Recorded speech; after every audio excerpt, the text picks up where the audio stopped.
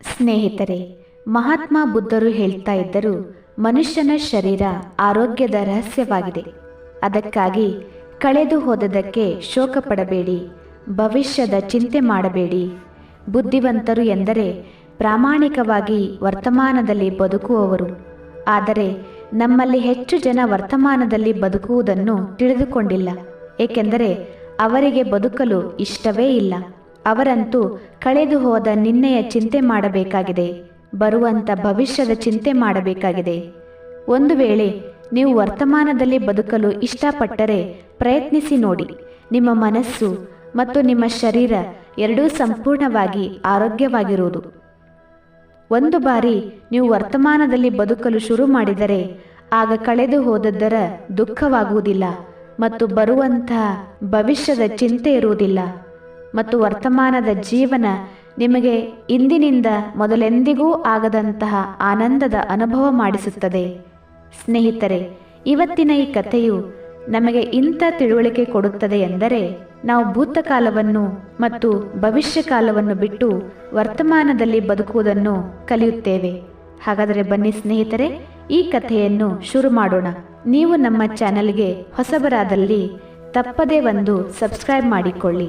ಒಬ್ಬ ವ್ಯಕ್ತಿ ತನ್ನ ಜೀವನದಲ್ಲಿ ಬಹಳ ದುಃಖಿಯಾಗಿದ್ದ, ಬಹಳ ಗೊಂದಲದಲ್ಲಿದ್ದ.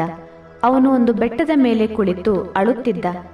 ಅಲ್ಲಿಂದ ಒಬ್ಬ ಬೌದ್ಧ ಭಿಕ್ಷು ಹೋಗುತ್ತಿದ್ದರು. ಆ ವ್ಯಕ್ತಿ ಅಳುವುದನ್ನು ನೋಡಿ ಬೌದ್ಧ ಭಿಕ್ಷು ಅವನ ಹತ್ತಿರ ಹೋಗ್ತಾರೆ ಮತ್ತು ಕೇಳ್ತಾರೆ, ನೀನು ಇಲ್ಲಿಂದ ಬಿದ್ದು ಪ್ರಾಣ ಕಳೆದುಕೊಳ್ಳಬೇಕೆಂದು ಯೋಚಿಸುತ್ತಿದ್ದೀಯಾ? ಆ ವ್ಯಕ್ತಿ ಹೇಳ್ತಾನೆ, ಸರಿಯಾಗಿ ಯೋಚಿಸಿದಿರಿ ಗುರುಗಳೇ, ಆದರೆ ಇದರಿಂದ ನಿಮಗೇನಾಗಬೇಕಾಗಿದೆ? ಇದು ನನ್ನ ಜೀವನವಾಗಿದೆ. ನಾನು ನನ್ನ ಜೀವನದೊಂದಿಗೆ ಏನು ಬೇಕಾದರೂ ಮಾಡಬಹುದು. ಆಗ ಬೌದ್ಧ ಭಿಕ್ಷು ವ್ಯಕ್ತಿಗೆ ಹೇಳುತ್ತಾರೆ, ಹಾಗಾದರೆ ಇನ್ನೂವರೆಗೂ ಇಲ್ಲಿ ಕುಳಿತುಕೊಂಡು ಯಾಕೆ ಅಳುತ್ತಿದ್ದೀಯಾ? ಒಂದು ವೇಳೆ ನೀನು ಪ್ರಾಣ ಕಳೆದುಕೊಳ್ಳಲೇಬೇಕು ಅಂದರೆ ಇಲ್ಲಿ ಕುಳಿತುಕೊಂಡು ಅಳುವುದರ ಪ್ರಯೋಜನ ಏನು? ಇದನ್ನು ಕೇಳಿ ವ್ಯಕ್ತಿಗೆ ಸ್ವಲ್ಪ ಕೋಪ ಬರುತ್ತದೆ ಮತ್ತು ಬೌದ್ಧ ಭಿಕ್ಷುಗೆ ವ್ಯಕ್ತಿ ಹೇಳುತ್ತಾನೆ, ನೋಡಿ ಮಹಾರಾಜ, ನಾನು ಇಲ್ಲಿ ಏನು ಮಾಡಲು ಬಂದಿದ್ದೇನೆಯೋ ಅದನ್ನು ಮಾಡಿಯೇ ಮಾಡುತ್ತೇನೆ. ಆದರೆ ನಿಮಗೆ ಇದರ ಮಧ್ಯೆ ಬರುವಂತಹ ಯಾವ ಅವಶ್ಯಕತೆಯೂ ಇಲ್ಲ. ಇಷ್ಟು ಹೇಳಿ ಆ ವ್ಯಕ್ತಿ ಜೋರಾಗಿ ಅಳತೊಡಗುತ್ತಾನೆ. ಆಗ ಬೌದ್ಧ ಭಿಕ್ಷು ವ್ಯಕ್ತಿಗೆ ಹೇಳುತ್ತಾರೆ, ಸರಿ, ನೀನು ಎಲ್ಲವನ್ನು ಬಿಟ್ಟು ಬಂದಿದ್ದೀಯೋ ಅಥವಾ ನಿನ್ನ ಜೊತೆಗೆ ಏನಾದರೂ ತಂದಿದ್ದೀಯೋ? ಆಗ ಉತ್ತರದಲ್ಲಿ ವ್ಯಕ್ತಿಯು ಹೇಳುತ್ತಾನೆ, ಹೇ ಗುರುದೇವ, ನಾನು ಎಲ್ಲವನ್ನು ಬಿಟ್ಟು ಬಂದಿದ್ದೇನೆ. ನನ್ನ ಹತ್ತಿರ ಈಗ ಏನೂ ಇಲ್ಲ ಮತ್ತು ಈ ಸಮಯದಲ್ಲಿ ಕಳೆದುಕೊಳ್ಳಲು ನನ್ನ ಹತ್ತಿರ ಏನೂ ಉಳಿದಿಲ್ಲ. ಅಂದಾಗ ನಾನು ಬದುಕಿಯಾದರೂ ಏನು ಮಾಡಲಿ? ಇದನ್ನು ಕೇಳಿ ಬೌದ್ಧ ಭಿಕ್ಷು ವ್ಯಕ್ತಿಗೆ ಹೇಳುತ್ತಾರೆ, ಈ ರೀತಿ ಇದ್ದರೆ ನಿನ್ನ ತಲೆಯ ಮೇಲೆ ಈ ಹೊರೆ ಇಟ್ಟುಕೊಂಡು ಯಾಕೆ ಅಳುತ್ತಿದ್ದೀಯಾ? ಬೌದ್ಧ ಭಿಕ್ಷುವಿನ ಈ ಮಾತನ್ನು ಕೇಳಿ ವ್ಯಕ್ತಿಯು ಸ್ವಲ್ಪ ಆಶ್ಚರ್ಯಚಕಿತನಾಗುತ್ತಾನೆ ಮತ್ತು ಬೌದ್ಧ ಭಿಕ್ಷುವಿಗೆ ಆ ವ್ಯಕ್ತಿ ಹೇಳುತ್ತಾನೆ, ಹೇ ಗುರುಗಳೇ, ನಾನು ಯಾವ ಹೊರೆಯನ್ನೂ ಹೊತ್ತುಕೊಂಡಿಲ್ಲ. ನನ್ನ ಕೈಗಳು ಖಾಲಿ ಇವೆ ಮತ್ತು ನನ್ನ ಹತ್ತಿರ ಏನೂ ಇಲ್ಲ. ಆಗ ಬೌದ್ಧ ಭಿಕ್ಷುಗಳು ಹೇಳುತ್ತಾರೆ, ನಿನ್ನ ಉಸಿರಾಟವು ಸರಿಯಾಗಿ ಆಗುತ್ತಿಲ್ಲ. ನೀನು ಇಲ್ಲಿ ಬಂದಿದ್ದೀಯಾ ಜಗತ್ತನ್ನು ಬಿಟ್ಟು ಹೋಗಲು ಮತ್ತು ಅಳುತ್ತಲೂ ಇದ್ದೀಯಾ. ಒಬ್ಬ ಖಾಲಿ ವ್ಯಕ್ತಿ ಈ ರೀತಿ ಎಂದಿಗೂ ಮಾಡುವುದಿಲ್ಲ. ಯಾರು ಕಂಗಾಲಾಗಿದ್ದಾರೆ, ಯಾರ ಹತ್ತಿರ ಏನೂ ಉಳಿದಿಲ್ಲ, ಅವರು ಯಾಕೆ ಅಳುತ್ತಾರೆ? ಇದನ್ನು ಕೇಳಿದ ವ್ಯಕ್ತಿ ಜಾಸ್ತಿ ಕೋಪಗೊಳ್ಳುತ್ತಾನೆ ಮತ್ತು ಬೌದ್ಧ ಭಿಕ್ಷುಗೆ ಹೇಳುತ್ತಾನೆ, ನಿಮಗೆ ಇದರಿಂದ ಏನಾಗಬೇಕಾಗಿದೆ? ಆಗ ಬೌದ್ಧ ಭಿಕ್ಷು ವ್ಯಕ್ತಿಗೆ ಹೇಳುತ್ತಾರೆ, ನೀನು ಎಂದಾದರೂ ನಿನ್ನ ಅಂತರಂಗದಲ್ಲಿ ನೋಡುವುದನ್ನು ಪ್ರಯತ್ನಿಸಿದ್ದೀಯಾ? ನೀನು ಎಷ್ಟು ಹೊರೆ ಹೊತ್ತುಕೊಂಡಿದ್ದೀಯಾ? ಈ ಹೊರೆಯನ್ನು ಹೊತ್ತುಕೊಂಡು ಎಲ್ಲಿಯವರೆಗೆ ಅಳುತ್ತಿರುತ್ತೀಯಾ? ಆ ಹೊರೆಯನ್ನು ಇಲ್ಲಿಯೇ ಇಳಿಸು ಮತ್ತು ಸ್ವಲ್ಪ ಹಗುರಾಗು. ಎಲ್ಲಿಯವರೆಗೆ ಈ ಹೊರೆಯಲ್ಲಿ ಒದ್ದಾಡುತ್ತಾ ಇರುತ್ತೀಯಾ? ಇಂಥ ಮಾತುಗಳನ್ನು ಬೌದ್ಧ ಭಿಕ್ಷುವಿನ ಬಾಯಿಂದ ಕೇಳುತ್ತಿದ್ದಂತೆ ತಕ್ಷಣ ವ್ಯಕ್ತಿಯು ಅವರ ಕಾಲಿನಲ್ಲಿ ಬೀಳುತ್ತಾನೆ ಮತ್ತು ಕೈ ಮುಗಿದು ಹೇಳುತ್ತಾನೆ, ಹೇ ಗುರುದೇವ, ನನ್ನನ್ನು ಯಾರೂ ತಿಳಿದುಕೊಂಡಿರಲಿಲ್ಲ. ಇಲ್ಲಿಂದ ತುಂಬಾ ಜನರು ಬಂದರು ಮತ್ತು ಹೊರಟು ಹೋದರು, ಆದರೆ ಯಾರೂ ನನಗೆ ಇದನ್ನೆಲ್ಲ ಹೇಳಲಿಲ್ಲ. ಮುಂದೆ ಆ ವ್ಯಕ್ತಿ ಬೌದ್ಧ ಭಿಕ್ಷುವಿಗೆ ಹೇಳುತ್ತಾನೆ, ನೀವು ನನ್ನ ಸಮಸ್ಯೆಯ ಸಮಾಧಾನ ಹೇಳಬಹುದಾ? ಆಗ ಬೌದ್ಧ ಭಿಕ್ಷು ಹೇಳುತ್ತಾರೆ, ಎಲ್ಲಿದೆ ಸಮಸ್ಯೆ? ವ್ಯಕ್ತಿ ಹೇಳುತ್ತಾನೆ, ನನ್ನ ಮನೆಯಲ್ಲಿದೆ ಸಮಸ್ಯೆ, ನೀವು ನನ್ನ ಮನೆಗೆ ಬನ್ನಿ. ನಂತರ ಬೌದ್ಧ ಭಿಕ್ಷು ಹೇಳುತ್ತಾರೆ, ಇಲ್ಲ, ಸಮಸ್ಯೆ ನಿನ್ನ ಮನೆಯಲ್ಲಿಲ್ಲ. ಆಗ ವ್ಯಕ್ತಿ ಹೇಳುತ್ತಾನೆ, ಇಲ್ಲ ಇಲ್ಲ ಗುರುಗಳೇ, ಸಮಸ್ಯೆ ನನ್ನ ಮನೆಯಲ್ಲಿಯೇ ಇದೆ. ನೀವು ಒಂದು ಬಾರಿ ನನ್ನ ಜೊತೆ ಬಂದು ನೋಡಿ. ಬೌದ್ಧ ಭಿಕ್ಷು ವ್ಯಕ್ತಿಗೆ ತಿಳಿಸುತ್ತಾ ಹೇಳುತ್ತಾರೆ, ಸಮಸ್ಯೆ ನಿಮ್ಮ ಮನೆಯಲ್ಲಿಲ್ಲ, ನಿನ್ನ ಒಳಗಡೆ ಇದೆ. ನೀನು ಎಂದಾದರೂ ನಿನ್ನ ಒಳಗಡೆ ನೋಡಿಕೊಂಡಿದ್ಯಾ? ಎಲ್ಲ ಸಮಸ್ಯೆ ಇರುವುದು ನಿನ್ನ ಅಂತರಂಗದಲ್ಲಿ. ಎಲ್ಲಿಯವರೆಗೆ ನೀನು ಅದರ ಸಮಾಧಾನ ಮಾಡುವುದಿಲ್ಲ, ಅಲ್ಲಿಯವರೆಗೆ ಎಲ್ಲ ಕಡೆಗೂ ನಿನಗೆ ಸಮಸ್ಯೆಗಳೇ ಕಾಣಿಸುತ್ತವೆ. ಮತ್ತು ಒಂದು ವೇಳೆ ಸಮಸ್ಯೆ ಮನೆಯ ಒಳಗಡೆನೇ ಇದ್ದರೆ ನೀನು ಈ ಬೆಟ್ಟದಲ್ಲಿ ಏನು ಮಾಡುತ್ತಿದ್ದೀಯಾ? ನೀನಂತೂ ಎಲ್ಲವನ್ನು ಹಿಂದೆ ಬಿಟ್ಟು ಬಂದಿದ್ದೀಯಾ ಎಂದು ಹೇಳಿದೆ. ನಿನ್ನ ಮನೆ, ನಿನ್ನ ಪರಿವಾರ, ನಿನ್ನ ಸಂಬಂಧಿಗಳು, ಒಂದು ವೇಳೆ ಇದೆಲ್ಲವನ್ನು ನೀನು ಬಿಟ್ಟು ಬಂದಿದ್ದೇ ಆದರೆ ನಿನ್ನ ಸಮಸ್ಯೆಯು ಅಲ್ಲಿಯೇ ಬಿಟ್ಟು ಬಂದಿರಬೇಕು. ಅಂದ ಮೇಲೆ ನೀನು ಇಷ್ಟು ಯಾಕೆ ಗೊಂದಲದಲ್ಲಿದ್ದೀಯಾ? ಬೌದ್ಧ ಭಿಕ್ಷುವಿನ ಮಾತುಗಳನ್ನು ಕೇಳಿ ಆ ವ್ಯಕ್ತಿ ಹೇಳುತ್ತಾನೆ, ಹೇ ಗುರುಗಳೇ, ನೀವು ಸರಿಯಾಗಿ ಹೇಳುತ್ತಿದ್ದೀರಿ. ನಾನು ನಿಮ್ಮ ಮಾತುಗಳನ್ನು ಅರ್ಥ ಮಾಡಿಕೊಳ್ಳುತ್ತಿದ್ದೇನೆ. ಕೊರತೆಯಂತೂ ನನ್ನಲ್ಲಿಯೇ ಇದೆ. ನಾನು ಯಾವ ಕೆಲಸಕ್ಕೂ ಪ್ರಯೋಜನ ಇಲ್ಲ. ನಾನು ಏನೇ ಕೆಲಸ ಮಾಡಲು ಹೋದರೆ ಎಲ್ಲವನ್ನು ಕೆಡಿಸಿಬಿಡುತ್ತೇನೆ. ನನ್ನ ಕೈಯಿಂದ ಎಲ್ಲ ಕೆಲಸಗಳು ಕೆಟ್ಟು ಹೋಗುತ್ತವೆ. ಇಲ್ಲಿಯವರೆಗೂ ನಾನು ಯಾವ ಕೆಲಸವನ್ನು ಸರಿಯಾಗಿ ಮಾಡಿಲ್ಲ. ನನ್ನದಂತೂ ಅದೃಷ್ಟವೇ ಚೆನ್ನಾಗಿಲ್ಲ. ಆ ವ್ಯಕ್ತಿಯ ಮಾತುಗಳನ್ನು ಕೇಳಿ ಬೌದ್ಧ ಭಿಕ್ಷು ಮುಗುಳ್ನಗುತ್ತಿದ್ದರು. ಆ ವ್ಯಕ್ತಿಗೆ ಹೇಳಿದರು, ನೀನು ಅದೃಷ್ಟ ಸರಿಯಾಗಿಲ್ಲ ಎಂದು ಯಾಕೆ ಅನಿಸುತ್ತಿದೆ? ಹಾಗಾದರೆ ಹೇಳು, ನಿನ್ನ ಅದೃಷ್ಟದಲ್ಲಿ ಏನು ಕೆಟ್ಟದ್ದು ಆಗಿದೆ? ಆಗ ವ್ಯಕ್ತಿ ಹೇಳುತ್ತಾನೆ, ಹೇ ಗುರುಗಳೇ, ನಾನು ವ್ಯಾಪಾರ ಮಾಡಬೇಕಿತ್ತು. ವ್ಯಾಪಾರ ಮಾಡಲು ದುಡ್ಡಿನ ಅವಶ್ಯಕತೆ ಇತ್ತು. ಅದಕ್ಕಾಗಿ ನಾನು ನನ್ನ ಪರಿವಾರದವರಿಂದ ಸ್ವಲ್ಪ ದುಡ್ಡು ತೆಗೆದುಕೊಂಡಿದ್ದೆ ಮತ್ತು ಅದೇ ದುಡ್ಡಿನಿಂದ ನಾನು ಒಳ್ಳೆಯ ವ್ಯಾಪಾರ ಶುರು ಮಾಡಿದೆ. ಆದರೆ ಗುರುಗಳೇ, ನನ್ನ ವ್ಯಾಪಾರ ಜಾಸ್ತಿ ದಿನಗಳವರೆಗೆ ನಡೆಯಲಿಲ್ಲ. ಮೊದಮೊದಲು ನನ್ನ ಪರಿವಾರದವರು ನನಗೆ ಸಂಪೂರ್ಣವಾಗಿ ಸಹಯೋಗ ಕೊಟ್ಟರು ಮತ್ತು ಅಲ್ಲಿಯವರೆಗೆ ಎಲ್ಲವೂ ಚೆನ್ನಾಗಿಯೇ ನಡೆದಿತ್ತು. ನಿಧಾನವಾಗಿ ನನ್ನ ವ್ಯಾಪಾರದಲ್ಲಿ ನಷ್ಟವಾಗಲು ಆರಂಭವಾಯಿತು ಮತ್ತು ಇದನ್ನೆಲ್ಲವನ್ನು ನೋಡಿ ನನ್ನ ಪರಿವಾರದವರೂ ಸಹ ನನ್ನಿಂದ ಬೇಜಾರು ಮಾಡಿಕೊಂಡರು ಮತ್ತು ನನ್ನಿಂದ ದೂರ ಹೋದರು. ನಾನಂತೂ ಚೆನ್ನಾಗಿ ವ್ಯಾಪಾರ ಮಾಡಬೇಕೆಂದು ಬಯಸುತ್ತಿದ್ದೆ. ಚೆನ್ನಾಗಿ ದುಡ್ಡು ಗಳಿಸಬೇಕು, ನನ್ನ ಪರಿವಾರದವರನ್ನು ಸಂಭಾಲನೆ ಮಾಡಬೇಕು, ಅವರಿಗೆ ಅವಶ್ಯಕತೆ ಇರುವಂಥ ಎಲ್ಲ ಸುಖ ಸೌಕರ್ಯಗಳನ್ನು ಕೊಡಬೇಕೆಂದಿದ್ದೆ. ನಾನು ಎಲ್ಲವನ್ನು ಅವರಿಗಾಗಿಯೇ ಮಾಡುತ್ತಿದ್ದೆ. ಆದರೆ ಅವರು ನನ್ನನ್ನು ಅರ್ಥ ಮಾಡಿಕೊಳ್ಳಲಿಲ್ಲ ಮತ್ತು ನನ್ನನ್ನೇ ಇದಕ್ಕೆಲ್ಲ ಕಾರಣ ಎಂದು ಹೇಳುತ್ತಾರೆ. ಮತ್ತು ನನಗೂ ಸಹ ನಾನೇ ತಪ್ಪು ಮಾಡಿದೆ ಎಂದು ಅನಿಸುತ್ತದೆ. ಏಕೆಂದರೆ ನನಗೆ ಒಬ್ಬ ಮಿತ್ರನಿದ್ದಾನೆ. ಅವನು ನನ್ನ ಜೊತೆಯಲ್ಲಿಯೇ ವ್ಯಾಪಾರ ಶುರು ಮಾಡಿದ್ದ. ಇವತ್ತು ನೋಡಿ, ಅವನ ವ್ಯಾಪಾರ ಬಹಳ ಚೆನ್ನಾಗಿ ನಡೆಯುತ್ತಿದೆ. ನನ್ನ ಮಿತ್ರ ಮನೆಗೆ ಬಂದಾಗಲೆಲ್ಲ ತನ್ನ ಒಳ್ಳೆಯ ವ್ಯಾಪಾರದ ಮಾತುಗಳನ್ನೇ ಹೇಳುತ್ತಿರುತ್ತಾನೆ. ಅವನು ತನ್ನ ಸ್ವಂತ ಬಲದಿಂದಲೇ ವ್ಯಾಪಾರದಲ್ಲಿ ಬೆಳೆದೆ ಎಂದು ಹೇಳುತ್ತಿರುತ್ತಾನೆ. ಅದನ್ನು ನಡೆಸುವುದರಲ್ಲಿ ಅವನು ಎಷ್ಟು ಸಕ್ಷಮನಾಗಿದ್ದಾನೆ ಮತ್ತು ಹೇಗೆ ಅವನು ಶ್ರಮಪಟ್ಟನು ಮತ್ತು ವ್ಯಾಪಾರವನ್ನು ಹೇಗೆ ಬೆಳೆಸಿದನು ಎಲ್ಲವನ್ನು ಹೇಳುತ್ತಾ ಇರುತ್ತಾನೆ. ಅದನ್ನು ಕೇಳಿ ನನ್ನ ಪರಿವಾರದವರೂ ಸಹ ನನಗೆ ಹೇಳುತ್ತಾರೆ, ನೋಡು, ಅವನು ನಿನ್ನ ಮಿತ್ರನಾಗಿದ್ದಾನೆ. ಅವನು ತನ್ನ ವ್ಯಾಪಾರವನ್ನು ಹೇಗೆ ಬೆಳೆಸಿದ್ದಾನೆ ಮತ್ತು ನೀನು ನಾವು ಜಮಾ ಮಾಡಿದ್ದನ್ನೆಲ್ಲ ಹಾಳು ಮಾಡಿದೆ, ನಮಗೆ ನಷ್ಟ ಮಾಡಿದೆ. ನನ್ನ ಪರಿವಾರದವರು ಯಾವಾಗಲೂ ನನಗೆ ಇದನ್ನೇ ಹೇಳುತ್ತಾರೆ, ನಿನ್ನ ಕೈಯಿಂದ ಏನೂ ಆಗುವುದಿಲ್ಲ. ಅವರು ಟೀಕಿಸುವ ಮಾತುಗಳನ್ನು ಕೇಳಿ ಕೇಳಿ ನನಗೆ ಸಾಕಾಗಿತ್ತು. ಅದಕ್ಕಾಗಿ ನಾನು ಸಾಲ ಮಾಡಿದೆ, ಹೊಸ ವ್ಯಾಪಾರ ಶುರು ಮಾಡಿದೆ. ಆದರೆ ಅಲ್ಲಿಯೂ ನಾನು ಸೋತು ಹೋದೆ ಮತ್ತು ನನ್ನ ವ್ಯಾಪಾರ ಸಂಪೂರ್ಣವಾಗಿ ಹಾಳಾಯಿತು. ನನ್ನ ಮನೆಯು ಅಡವಿಡುವಂಥ ಪರಿಸ್ಥಿತಿ ಬಂದಾಗಿದೆ. ಈಗ ನೀವೇ ಹೇಳಿ ಗುರುಗಳೇ, ನಾನೇನು ಮಾಡಲಿ ಎಂದು ವ್ಯಕ್ತಿ ಹೇಳುತ್ತಾನೆ. ಆಗ ಬೌದ್ಧ ಭಿಕ್ಷುವು ವ್ಯಕ್ತಿಗೆ ಹೇಳುತ್ತಾರೆ, ಒಳ್ಳೆಯದು, ನಿನ್ನ ಸ್ನೇಹಿತ ನಿನ್ನ ಬಳಿ ಯಾಕೆ ಬರುತ್ತಿದ್ದ ಎಂದು ನಿನಗೆ ಗೊತ್ತಿದೆಯೇ? ಆಗ ವ್ಯಕ್ತಿ ಹೇಳುತ್ತಾರೆ, ಹಾ, ನನಗೆ ಚೆನ್ನಾಗಿ ಗೊತ್ತಿದೆ. ಅವನು ನನ್ನ ಮನೆಯವರ ಮುಂದೆ ನನ್ನನ್ನು ಕಡಿಮೆ ಎಂದು ತೋರಿಸಲು ಬರುತ್ತಿದ್ದ, ನನಗೆ ಕೆಡಕು ಮಾಡಲು ಬರುತ್ತಿದ್ದ. ಅವನು ನನಗಿಂತ ವ್ಯಾಪಾರದಲ್ಲಿ ಬಹಳ ಮುಂದೆ ಇದ್ದೇನೆ ಎಂದು ತೋರಿಸಲು ಬರುತ್ತಿದ್ದ. ಅವರ ವ್ಯಾಪಾರ ನೋಡಿ ಹೊಟ್ಟೆ ಉರಿದುಕೊಳ್ಳಲಿ, ದುಃಖ ಪಡಲಿ ಮತ್ತು ಚಿಂತೆ ಮಾಡಲಿ ಎಂದು ಬಯಸುತ್ತಿದ್ದ. ಮತ್ತು ಬೌದ್ಧ ಭಿಕ್ಷು ಆ ವ್ಯಕ್ತಿಗೆ ಹೇಳುತ್ತಾರೆ, ನೀನು ಅವನ ವ್ಯಾಪಾರ ನೋಡಿ ನಿಜವಾಗಿಯೂ ದುಃಖಿ ಆಗುತ್ತಿದ್ದೆಯಾ? ಆ ವ್ಯಕ್ತಿ ಹೇಳಿದ, ಹೌದು, ಅವನ ವ್ಯಾಪಾರ ಇಷ್ಟು ಚೆನ್ನಾಗಿದೆ ಮತ್ತು ನನ್ನ ವ್ಯಾಪಾರ ಹಾಳಾಯಿತು. ಇದನ್ನು ನೋಡಿ ನನಗೆ ದುಃಖ ಆಗಿಯೇ ಆಗುತ್ತದೆ ಅಲ್ಲ ಗುರುಗಳೇ, ನನಗಂತೂ ಈರ್ಷೆ ಬಂದೇ ಬರುತ್ತದೆ. ಆ ಬೌದ್ಧ ಭಿಕ್ಷು ವ್ಯಕ್ತಿಗೆ ಹೇಳುತ್ತಾರೆ, ನಿನಗೆ ಯಾವ ಕಾರಣಕ್ಕೆ ದುಃಖ ಆಯಿತು? ನಿನ್ನ ಅಸಫಲತೆಯ ಬಗ್ಗೆಯೋ ಅಥವಾ ನಿನ್ನ ಸ್ನೇಹಿತನ ಸಫಲತೆಯ ಬಗ್ಗೆಯೋ? ಆಗ ವ್ಯಕ್ತಿಯು ಹೇಳುತ್ತಾನೆ, ನನ್ನ ಅಸಫಲತೆಯ ಬಗ್ಗೆ ನನಗೇನು ಅಷ್ಟು ಪಶ್ಚಾತ್ತಾಪ ಆಗುತ್ತಿರಲಿಲ್ಲ. ಆದರೆ ನನ್ನ ಸ್ನೇಹಿತ ಇಷ್ಟು ಸಫಲನಾಗಿದ್ದನ್ನು ನೋಡಿ ನನಗೆ ಈರ್ಷೆ ಆಗುತ್ತಿತ್ತು. ನನ್ನಲ್ಲಿ ಜಲಸಿ ಭಾವನೆ ಉತ್ಪನ್ನ ಆಗುತ್ತಿತ್ತು ಮತ್ತು ಇದನ್ನು ನೋಡಿ ನೋಡಿ ನಾನು ದುಃಖಿಯಾಗಿರುತ್ತಿದ್ದೆ, ಪಶ್ಚಾತ್ತಾಪ ಪಡುತ್ತಿದ್ದೆ, ಒದ್ದಾಡುತ್ತಿದ್ದೆ. ಆಗ ಬೌದ್ಧ ಭಿಕ್ಷು ವ್ಯಕ್ತಿಗೆ ಹೇಳುತ್ತಾರೆ, ಇದರ ಅರ್ಥವಾಗಿದೆ, ನಿನ್ನ ಸ್ನೇಹಿತ ಅಸಫಲನಾದರೆ ನಿನಗೆ ಬಹಳ ಖುಷಿಯಾಗುತ್ತದೆ. ಆಗ ವ್ಯಕ್ತಿ ಹೇಳುತ್ತಾನೆ, ಹೌದು, ನನಗೆ ಬಹಳ ಖುಷಿಯಾಗುತ್ತದೆ. ಅವನು ಅಸಫಲನಾದರೆ, ಅವನ ವ್ಯಾಪಾರ ಹಾಳಾದರೆ ನನಗೆ ಬಹಳ ಖುಷಿಯಾಗುತ್ತದೆ. ಇದನ್ನು ಕೇಳಿದ ಬೌದ್ಧ ಭಿಕ್ಷುವು ಮುಗುಳ್ನಗುತ್ತಾ ಹೇಳುತ್ತಾರೆ, ಇದರ ಅರ್ಥವಾಗಿದೆ, ನಿನ್ನ ಖುಷಿ ನಿನ್ನ ಸ್ನೇಹಿತನ ಮೇಲೆ ಅವಲಂಬಿತವಾಗಿದೆ. ಅವನು ಇಷ್ಟಪಟ್ಟರೆ ನಿನ್ನನ್ನು ಸಂತೋಷಪಡಿಸಬಹುದು, ಇಲ್ಲ ಅವನು ಇಷ್ಟಪಟ್ಟರೆ ದುಃಖಿ ಮಾಡಬಹುದು. ಏಕೆಂದರೆ ನೀನು ನಿನ್ನಷ್ಟಕ್ಕೆ ಖುಷಿಯಾಗಿರುವುದಿಲ್ಲ ಅಥವಾ ದುಃಖಿಯಾಗಿರುವುದಿಲ್ಲ. ನೀನಂತೂ ನಿನ್ನ ಸ್ನೇಹಿತನ ಗುಲಾಮನಾಗಿದ್ದೀಯ. ಮತ್ತು ಇದೇ ಮಾತಾಗಿದ್ದರೆ ನಿನ್ನ ಸಮಸ್ಯೆಗೆ ಸಮಾಧಾನ ಯಾವುದೂ ಇಲ್ಲ. ಏಕೆಂದರೆ ನಿನ್ನ ಖುಷಿ ಮತ್ತು ನಿನ್ನ ಕಷ್ಟಗಳು ಬೇರೆಯವರ ವ್ಯವಹಾರದ ಮೇಲೆ ಅವಲಂಬಿತವಾಗಿದೆ. ನಿನ್ನ ಕರ್ಮಗಳಿಂದ ನಿನಗೆ ಏನೂ ಮಾಡಲು ಆಗುವುದಿಲ್ಲ. ನೀನು ನಿನ್ನ ಕರ್ಮಗಳಿಂದ ಖುಷಿ ಪಡಲಿಲ್ಲ ಮತ್ತು ದುಃಖಿಯೂ ಆಗಲಿಲ್ಲ. ಅದಕ್ಕಾಗಿ ನಿನ್ನ ಸಮಸ್ಯೆಗಳಿಗೆ ನಾನು ಸಮಾಧಾನ ಮಾಡಲು ಆಗುವುದಿಲ್ಲ ಎಂದು ಬೌದ್ಧ ಭಿಕ್ಷುಗಳು ಆ ವ್ಯಕ್ತಿಗೆ ಹೇಳುತ್ತಾರೆ. ಆಗ ವ್ಯಕ್ತಿ ಹೇಳುತ್ತಾನೆ, ಹೇ ಗುರುಗಳೇ, ಹೀಗೆ ಹೇಳಬೇಡಿ. ನಿಮ್ಮೊಂದಿಗೆ ಮಾತನಾಡುತ್ತಾ ನನಗೆ ಬಹಳ ಭರವಸೆ ಬಂದಿದೆ. ಏಕೆಂದರೆ ನೀವೊಬ್ಬರೇ ನನ್ನನ್ನು ತಿಳಿದುಕೊಂಡಿದ್ದೀರಿ, ಅರ್ಥ ಮಾಡಿಕೊಂಡಿದ್ದೀರಿ.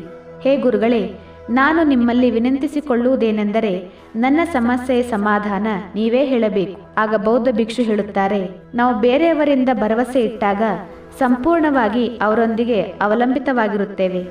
ನಾನು ನಿನಗೆ ಯಾವ ದಾರಿ ತೋರಿಸಲಿಲ್ಲ ಅಂತ ಅಂದರೆ, ನಿನ್ನ ಸಮಸ್ಯೆಗೆ ಸಮಾಧಾನ ಹೇಳಲಿಲ್ಲ ಅಂದರೆ ನೀನು ಇದೇ ರೀತಿ ದುಃಖಿಯಾಗಿರುತ್ತೀಯ, ಅಳುತ್ತಿರುತ್ತೀಯ, ಒದ್ದಾಡುತ್ತಿರುತ್ತೀಯ. ಮತ್ತು ನಾನು ಏನಾದರೂ ದಾರಿ ಹೇಳಿದರೆ, ಸಮಾಧಾನ ಹೇಳಿದರೆ ನಿನಗೇನಾದರೂ ಸಿಗಬಹುದು. ಆದರೆ ಒಂದು ಮಾತನ್ನು ಯಾವಾಗಲೂ ನೆನಪಿಟ್ಟುಕೋ, ನಿನ್ನ ಮಿತ್ರ ನಿನ್ನ ಮನೆಗೆ ಬರುವುದು ಅವನು ಯಾವ ರೀತಿ ವ್ಯಾಪಾರದಲ್ಲಿ ಬೆಳವಣಿಗೆ ಮಾಡಿದನೆಂದು, ಎಷ್ಟು ಕಷ್ಟಪಟ್ಟನೆಂದು ಹೇಳಲು, ನಿನಗೆ ದುಃಖ ಕೊಡಲು ಬರುತ್ತಿದ್ದ. ಆದರೆ ನೀನು ಎಂದಾದರೂ ಗಮನಿಸಿದ್ದೀಯಾ, ನಿನ್ನ ಸ್ನೇಹಿತ ಹೇಳುವುದು ಸತ್ಯವೇ ಇದೆ ತಾನೆ? ಅವನು ಹೇಗೆ ಜೀವನದಲ್ಲಿ ಸಂಘರ್ಷ ಮಾಡಿದನು, ಗುರಿಯವರೆಗೆ ತಲುಪಿದನು, ಅವನು ತನ್ನ ಅನುಭವದ ಮಾತನ್ನು ನಿನಗೆ ಹೇಳಿದ್ದಾನೆ ತಾನೆ? ಇನ್ನು ನೀನು ಇಚ್ಛೆ ಪಟ್ಟರೆ ಆ ಅನುಭವದ ಲಾಭ ತೆಗೆದುಕೊಳ್ಳಬಹುದು ಅಥವಾ ಅನುಭವವನ್ನು ವೇಸ್ಟ್ ಮಾಡಲು ಬಿಡಬಹುದು ಮತ್ತು ಮನಸ್ಸಿನಲ್ಲಿ ಈರ್ಷೆಯಂತ ಭಾವವನ್ನು ಉತ್ಪನ್ನ ಮಾಡಬಹುದು. ಬುದ್ಧಿವಂತಿಕೆ ಯಾವುದರಲ್ಲಿದೆ ಎಂದರೆ, ಅವನು ಯಾವ ರೀತಿ ಸಂಘರ್ಷ ಪಟ್ಟಿದ್ದಾನೆ, ಬೆಳೆದಿದ್ದಾನೆ ಎಂದು ಹೇಳಿದಾಗ ಅವನ ಅನುಭವದ ಉಪಯೋಗ ನೀನು ತೆಗೆದುಕೊಳ್ಳಬೇಕು. ಅವನ ಜ್ಞಾನದ ಉಪಯೋಗ ಮಾಡಿಕೊ. ನೀನಂತೂ ಖುಷಿ ಪಡಬೇಕು. ನಿನಗೇನು ಅನುಭವ ಬೇಕಾಗಿತ್ತೋ ಅದನ್ನು ನಿನ್ನ ಮಿತ್ರ ನಿನ್ನ ಮನೆಗೇ ಬಂದು ಕೊಟ್ಟಿದ್ದಾನೆ ಮತ್ತು ಇದರ ಪರವಾಗಿ ನಿನ್ನ ಸ್ನೇಹಿತನಿಗೆ ನೀನು ಧನ್ಯವಾದವನ್ನು ಹೇಳಬೇಕು.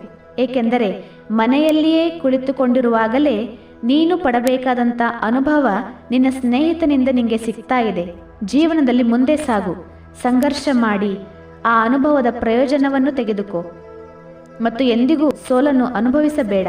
ಏಕೆಂದರೆ ಸಮಯದ ಒಂದು ವಿಶೇಷತೆ ಏನೆಂದರೆ, ಸಮಯ ಹೇಗೇ ಇರಲಿ ಅದು ಬದಲಾಗುತ್ತಾ ಇರುತ್ತದೆ.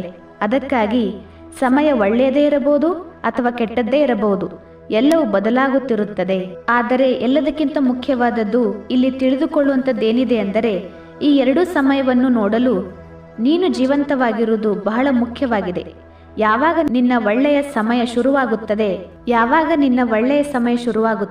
ನಿನ್ನ ಸಂಘರ್ಷದಿಂದ ವ್ಯಾಪಾರವನ್ನು ಬೆಳೆಸುತ್ತೀಯಾ, ಆಗ ಅದೇ ಮಿತ್ರರು ನಿನ್ನ ಸಫಲತೆಯಲ್ಲ ಅಸಫಲತೆಯ ಗುಣಗಾನ ಮಾಡುತ್ತಾರೆ. ಏಕೆಂದರೆ ಅವರ ಹಾಗೆಯೇ ನೀನು ತಪ್ಪು ನಿರ್ಧಾರ ತೆಗೆದುಕೊಳ್ಳಲಿ ಎಂದು ಮತ್ತು ಅವರ ಹಾಗೆ ನೀನು ಹಾಳಾಗಬೇಕು ಎಂದು. ಇಲ್ಲಿ ನೀನು ನಿನ್ನ ಬುದ್ಧಿಯ ಉಪಯೋಗ ಮಾಡಬೇಕಾಗಿದೆ. ನೀನು ಅವರ ಮಾತಿಗೆ ಗಮನ ಕೊಡದೆ ನಿನ್ನ ಬುದ್ಧಿಯ ಪ್ರಯೋಗ ಮಾಡಬೇಕಾಗಿದೆ. ಏಕೆಂದರೆ ಆ ಸಮಯದಲ್ಲಿ ಅವರು ನಿನಗೆ ಸುಖ ಅಲ್ಲ ದುಃಖ ಕೊಡಲು ಬಂದಿರುತ್ತಾರೆ. ಏಕೆಂದರೆ ಅವರು ದುಃಖದಲ್ಲಿದ್ದಾಗ ನಿನಗೆಷ್ಟು ಖುಷಿಯಾಗುತ್ತಿತ್ತು. ಈಗ ನಿನ್ನನ್ನು ದುಃಖಿ ಮಾಡಿ ಅವರು ಖುಷಿಯಾಗಿರಲು ಬರುತ್ತಾರೆ. ಇದೆಲ್ಲ ಮಾತುಗಳನ್ನು ಕೇಳಿ ವ್ಯಕ್ತಿಯು ಬೌದ್ಧ ಭಿಕ್ಷುವಿಗೆ ಹೇಳುತ್ತಾರೆ, ಹೇ ಗುರುಗಳೇ, ನೀವು ಸರಿಯಾಗಿ ಹೇಳುತ್ತಿದ್ದೀರಿ. ನನ್ನ ಜೀವನವನ್ನು ನಾನು ನಡೆಸುತ್ತಿಲ್ಲ, ನನ್ನ ಸಂಬಂಧಿಕರು ನನ್ನ ಸ್ನೇಹಿತರು ನಡೆಸುತ್ತಿದ್ದಾರೆ. ನನ್ನ ಜೀವನದಲ್ಲಿ ಎಲ್ಲರೂ ಸುಖ ದುಃಖ ತುಂಬುತ್ತಿದ್ದಾರೆ. ಆದರೆ ಗುರುಗಳೇ, ಇಲ್ಲಿ ನನ್ನದೊಂದು ಪ್ರಶ್ನೆ ಇದೆ. ಯಾವಾಗ ನಾನು ವ್ಯಾಪಾರ ಮಾಡಲು ಶುರು ಮಾಡಿದೆ ಆಗ ನನ್ನ ಉದ್ದೇಶ ನನ್ನ ಪರಿವಾರವನ್ನು ಸುಖವಾಗಿ ಇಡುವುದಾಗಿತ್ತು. ಅವರಿಗೆ ಆ ಎಲ್ಲ ಸುಖ ಸೌಕರ್ಯಗಳು ಕೊಡುವುದಾಗಿತ್ತು. ನನ್ನ ಪರಿವಾರಕ್ಕಾಗಿ ಇದನ್ನೆಲ್ಲ ಮಾತುಗಳನ್ನು ಯೋಚಿಸುವುದು ತಪ್ಪೇನು? ನಾನಂತೂ ನನ್ನ ಪರಿವಾರಕ್ಕಾಗಿಯೇ ಎಲ್ಲವನ್ನೂ ಮಾಡುತ್ತಿದ್ದೆ ಅಲ್ಲ. ಆದರೆ ವ್ಯಾಪಾರದಲ್ಲಿ ನಷ್ಟ ಆದ ನಂತರ ಅದೇ ಪರಿವಾರ ನನ್ನನ್ನು ಬಿಟ್ಟು ಹೋಯಿತು. ಇದಕ್ಕೆ ಉತ್ತರದಲ್ಲಿ ಬೌದ್ಧ ಭಿಕ್ಷು ಮುಗುಳ್ನಗುತ್ತಾರೆ. ಆಗ ವ್ಯಕ್ತಿ ಕೇಳುತ್ತಾನೆ, ಇದರಲ್ಲಿ ನಗುವಂಥದ್ದೇನಿದೆ? ನಾನು ತಪ್ಪು ಪ್ರಶ್ನೆ ಕೇಳಿದನೆ? ಆಗ ಬೌದ್ಧ ಭಿಕ್ಷು ಹೇಳುತ್ತಾರೆ, ಇಲ್ಲ, ಪ್ರತಿಯೊಂದು ವ್ಯಕ್ತಿ ಇದೇ ರೀತಿ ಬಯಸುತ್ತಾನೆಂದರೆ ಅವನ ತಪ್ಪಿಗಾಗಿ ಎಲ್ಲರೂ ಅವನಿಗೆ ಸಾಂತ್ವನ ಹೇಳಲಿ.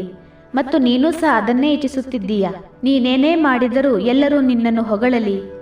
ಯಾವಾಗ ನಮಗೆ ಹೊಗಳಿಕೆ ಸಿಗುವುದಿಲ್ಲ ಆಗ ಬಹಳ ದುಃಖ ಆಗುತ್ತದೆ, ಮನಸ್ಸಿಗೆ ಪೆಟ್ಟು ಬೀಳುತ್ತದೆ ಮತ್ತು ಈ ರೀತಿ ಅನಿಸುತ್ತದೆ, ಈ ಜಗತ್ತಿನಲ್ಲಿ ಎಲ್ಲರೂ ಸ್ವಾರ್ಥಿಗಳಾಗಿದ್ದಾರೆ.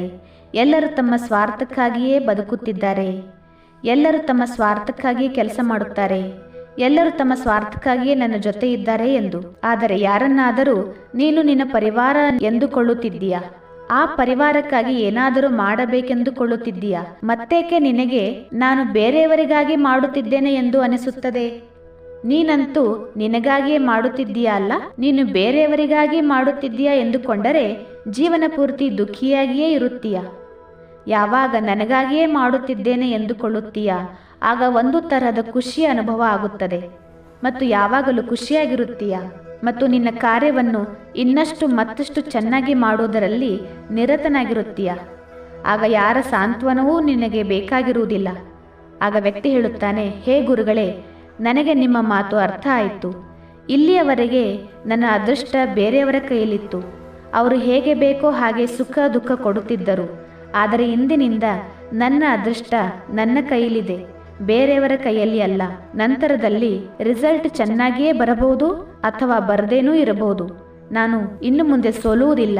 ನಂತರ ಆ ವ್ಯಕ್ತಿ ಬೌದ್ಧ ಭಿಕ್ಷುಗಳಿಗೆ ಕೇಳುತ್ತಾನೆ, ನನ್ನ ಕೆಟ್ಟ ಮತ್ತು ಒಳ್ಳೆಯ ದಿನಗಳಲ್ಲಿ ಸದಾ ನನ್ನ ಜೊತೆಯಾಗಿರುವಂಥದ್ದು ಏನಾದರೂ ಕೊಡುತ್ತೀರಾ ಗುರುಗಳೇ? ಆಗ ಗುರುಗಳು ಒಂದು ಚಿಕ್ಕ ಪೆಟ್ಟಿಗೆಯನ್ನು ಕೊಡುತ್ತಾರೆ ಮತ್ತು ಹೇಳುತ್ತಾರೆ, ಈ ವಸ್ತು ನನ್ನ ಹೃದಯದ ಬಹಳ ಹತ್ತಿರ ಇದೆ.